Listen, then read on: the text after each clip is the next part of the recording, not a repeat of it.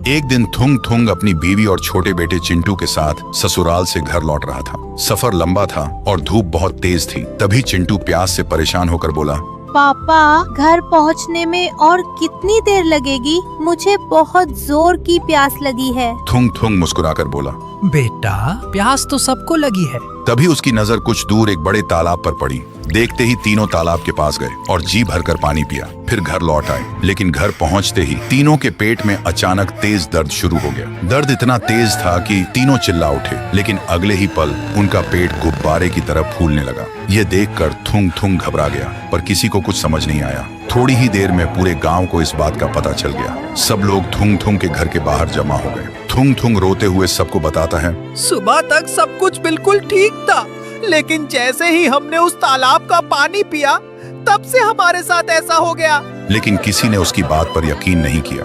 उल्टा गांव वाले उसका मजाक उड़ाने लगे। कोई हंस रहा था, कोई उंगली दिखा रहा था, और कुछ ही देर बाद सब वहां से चले गए। पर अपने दर्द और अपने परिवार की बेइज्जती ने थुंग थुंग को जवाब ढूंढने पर मजबूर कर दिया। फिर शाम के वक्त लोगों से छुपकर वह अकेला दोबारा उसी तालाब के पास आया और जोर से चिल्लाया, आखिर हमने तेरा क्या बिगाड़ा है?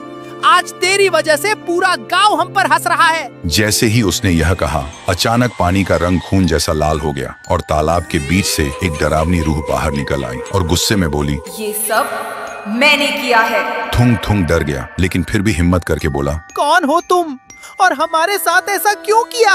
इतना सुनते ही रूह रोते हुए बोली, बहुत साल पहले स्कूल से लौटते वक्त मुझे बहुत प्यास लगी थी। फिर मैं इसी तालाब से पानी पीने लगी थी। तब तुम्हारे पापा अचानक कहीं से आए और मजाक में मुझे पानी में धक्का दे दिया। उन्हें लगा मुझे तैरना आता होगा, लेकिन मुझे तैरना नहीं आता था। मैं मदद के लिए चिल्लाती रही, लेकिन तुम्हारे पापा डर कर वहाँ से भाग गए और मेरी जान पानी में डूबकर चली गई। और उस दिन से मेरी रूह इसी तालाब में कैद है, सिर्फ इसलिए कि कब तुम्हारे खानदान का कोई इस तालाब का पानी पिए और मैं उसे उस गुनाह की सजा दे सकूं। ये सुनकर थुंग थुंग की आंखों से आंसू बहने लगे। वह हाथ जोड़कर बोला, मेरे पापा से बहुत बड़ी गलती हुई थी, लेकिन वो अब इस दुनिया में नहीं है। उनके गुनाह की सजा हमें मत दो।